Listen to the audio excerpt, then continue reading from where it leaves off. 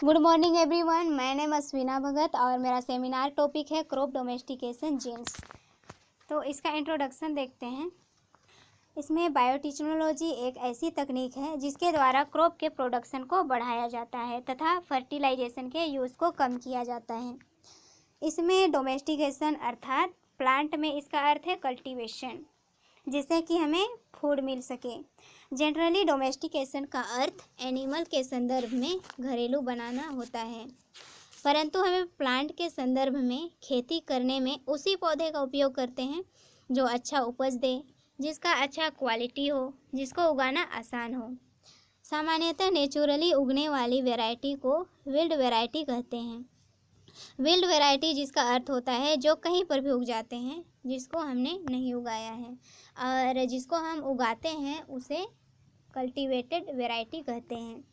किसी पौधे की विल्ड वैरायटी में कुछ लक्षणों को बदलकर उसे कल्टीवेटेड वैरायटी में बदला जा सकता है, तो उसे डोमेस्टिकेशन कहते हैं। अब आगे देखेंगे डेफिनेशन। डोमेस्टिकेशन ट्रेट्स लक्षणों से संबंधित जीन्स को क्रॉप डोमेस्टिकेशन जीन्स कहते हैं। आगे देखेंगे history and discovery. Crop domestication genes की खोज genetic structure and molecular structure के हिस्टोरी को मैलेस डिपेटिक ने 444 में किया था। आगे देखते हैं achievements in crop domestication genes. इसमें पहला है production of disease resistance plant. इसमें होता यह है कि प्लांट डोमेस्टिकेशन जीन्स के द्वारा ऐसे प्लांट को उत्पन्न किया जा सकता है जो रोग प्रतिरोध। प्लांट में ऐसा गुण उत्पन्न करने के लिए एक ऐसा जीन को उत्पन्न किया जाता है जो कि रोग प्रतिरोध हो। इसी प्रकार से प्लांट में अन्य रोग के लिए भी प्रतिरोधी शक्ति का विकास किया जा सकता है। दूसरा देखेंगे इम्प्रूविंग ऑफ न्यूट्रिशनल। इसमें विभिन्न प्रकार के फलीदार पौधे जैसे दाल वाले फसलों की सीड में प्रोटीन अधिक मात्रा में होता है, लेकिन कुछ आवश्यक एमिनो एसिड का अभाव होता है, और इस एमिनो एसिड सीड वाले फसलों में संभव होता है। इसके लिए एक जीन द्वारा न्यूक्लियोटाइड में म्यूटेशन करके इन सीड में एमिनो एसिड की कमी को पूरा किया जा सकता है। आगे देखते हैं एग्रोबैक्टीरियम ट्यूमिफेसिन्स।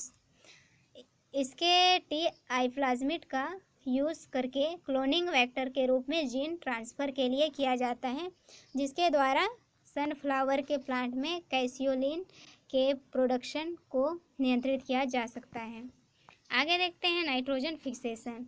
इसमें जेनेटिक इंजीनियरिंग खाद्य समस्या को सुलझाने के लिए मददगार सिद्ध हो सकती है, क्योंकि अगर किसी भी तरह राइजोबियम तथा एजेटोबैक्टर नामक बैक्टीरिया के नाइट्रोजन फिक्सेशन करने में सक्षम जीन फसलों में प्रविष्ट कराकर कृषि के क्षेत्र में क्रांति आने की संभावना हो जाएगी। आगे देखते हैं डोमेस्टिकेशन ट्रेट्स। इसमें पहला है रिडक्शन इन सैटरिंग, मतलब कि रिडक्शन इन सैटरिंग। सैटरिंग का अर्थ है टूटकर गिरना। तो इसमें यदि कोई भी बीज सड़कर जल्दी गिर जाता है तो अच्छा नहीं माना जाएगा। एक कल्टीवेटेड वैरायटी तब अच्छी मानी जाएगी जब पकने के बाद भी उसका बीज सड़े ना।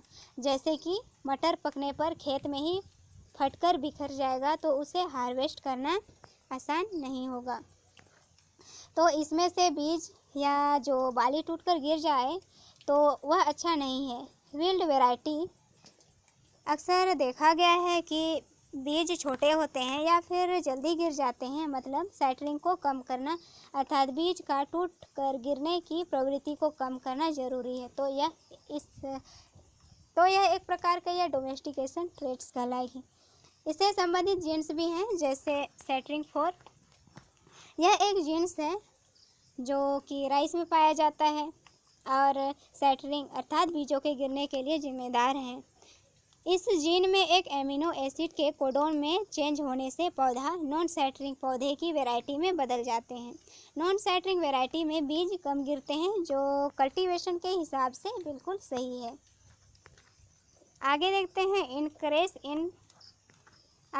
Increase in size of grains और फ्रूट्स। यह भी डोमेस्टिकेशन लक्षण है। और बड़े साइज का दाना या फल होना, जैसे कि धान गेहूं में ये बड़ा साइज का हो तो अच्छा माना जाएगा, जिससे कि ज़्यादा उपज मिलेगी। कई फसलों में बड़ा साइज का होना अच्छा माना जाता है, जैसे टमाटर में बड़े साइज का फ्रूट अच्छा होता है, तो इसमें भी क्रॉप डोमेस्टिकेशन जीन्स पाए जाते हैं। आगे देखेंगे शॉर्ट लाइफ साइकिल। इसमें कपास और अरहर में देखा गया है कि एक लंबा समय होते हैं जिसमें फ्लावरिंग बीज परिपक्व होते हैं, तो इसको लंबा समय लगता है, तो इसे फसल के रूप में उगाना ज़्यादा कॉस्टली होगा। शॉर्ट लाइफ साइकिल कपास और अरहर में अच्छा होगा, और कपास और अरहर में कम समय पर फसल का पक जाना, यह भी अच्छा है। अब चौथा देखेंगे इंक्रीज इन प्लांट हाइट। इसमें कुछ पौधों में ज़्यादा लंबा पौधा होना अच्छा माना जाता है, जैसे गन्ने में। तो गन्ने का पौधा जितना लंबा होगा उतना ही शुगर का ज़्यादा निर्माण होगा।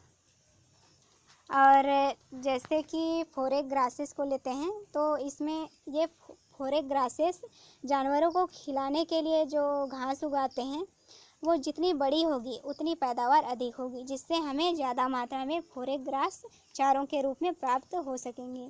तो इसकी लंबाई कल्टीवेशन के आधार पर लंबाई ज़्यादा होना अच्छा है, तो यह भी डोमेस्टिकेशन ट्रेड्स के रूप में लिया जा सकता है। आगे है डिक्रीज इस इन प्लांट हाइट। तो कुछ पौधों की ऊंचाई अधिक होना अच्छा नहीं माना जाता है, जैसे अनाज में पौधे ज़्यादा लंबे हो जाए तो गिर जाते हैं, वह सीधे खड़े नहीं हो पाते हैं, इनका ज़्यादा ऊंचा होना अच्छा नहीं माना जाता है।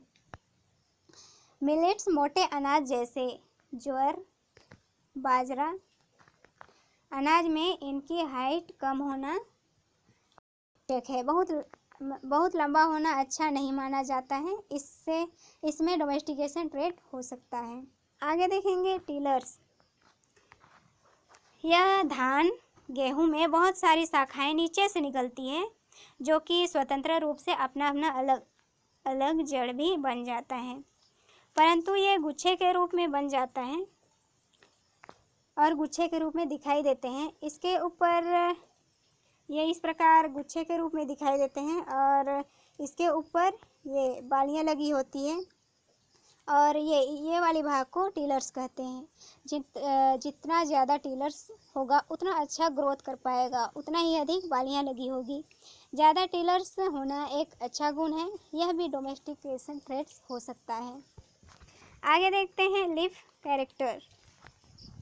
इसमें पत्ती अच्छी गुण के हों, मतलब ज़्यादा बड़ी पत्तियां हों जिसमें ज़्यादा फोटोसिंथेसिस हो सके, और ऐसी वैरायटी अच्छी मानी जाएगी। तो यह भी अच्छी प्रकार की डोमेस्टिकेशन ट्रेड्स हैं जिसमें ज़्यादा मात्रा में फोटोसिंथेसिस हो सके। आगे देखते हैं डिक्रीज इन टॉक्सिन्स।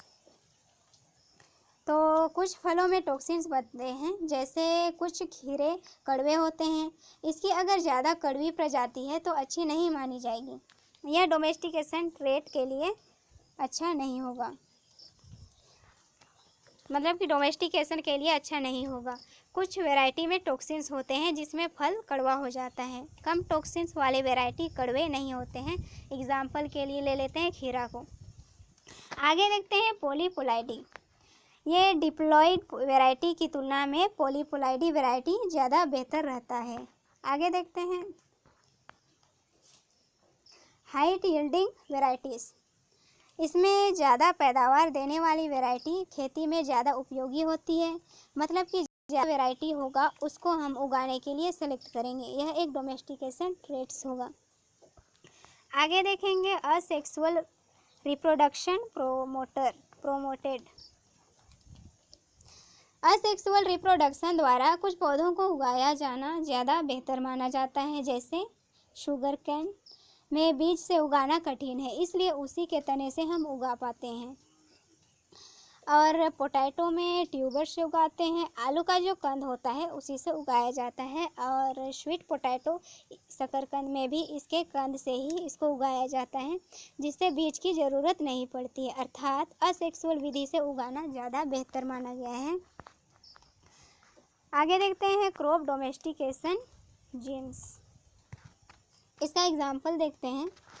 मक्के में टियोसिनेट ब्रांचेड एक जीन्स है जो मक्के में पाया जाता है, और टियोसिनेट यह एक मक्का का विल्ड रिलेटिव स्पीसीज है।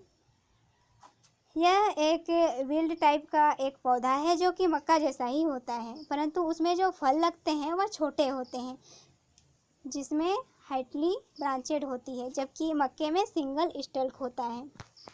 अब आगे देखेंगे, दूसरा है टियोसिन डोमेस्टिकेशन ग्लूमी आर्किटेक्चर। तो इसमें टियोसिनेट जो है ये इसका जो पौधा है ये मक्के का ही विल्ड स्पीसीज माना जाता है ये। और ये मक्का का जो है इसका ग्रेन देखें तो इस मतलब कि ये एक तरीका इस तरीके से होता है और इस तरीके से होता है, और इस तरह का भुट्टा मक्का में पाया जाता है। इसके ग्रेन जो होते हैं इस प्रकार से बहुत छोटे छोटे पाए जाते हैं। अब आगे देखते हैं Q gene in wait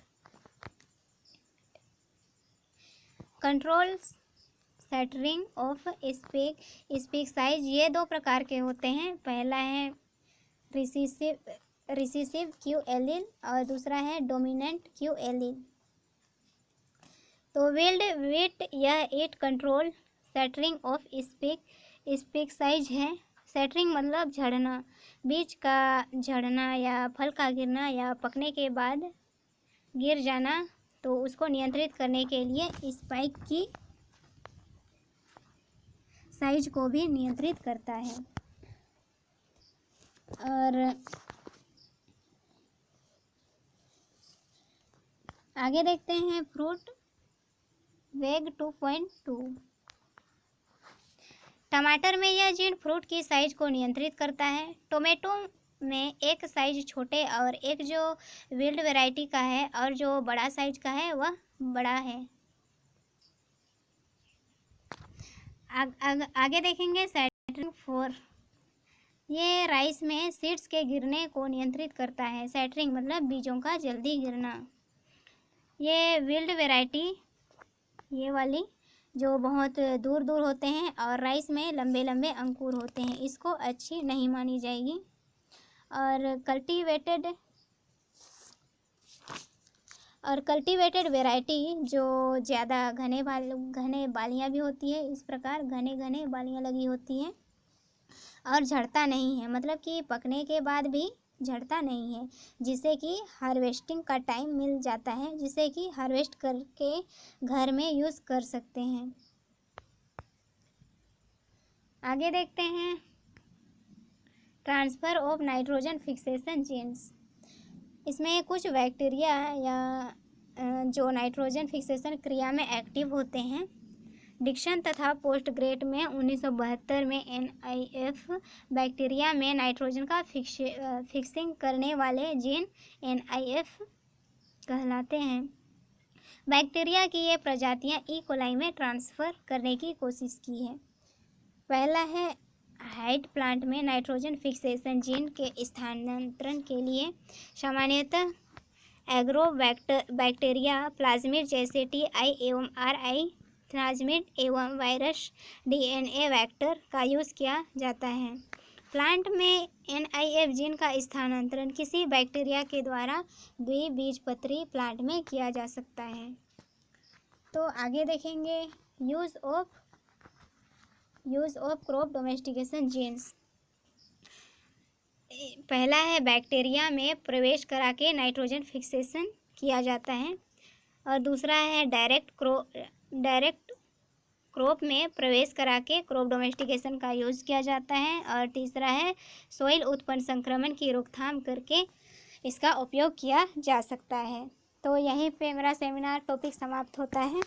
thank you.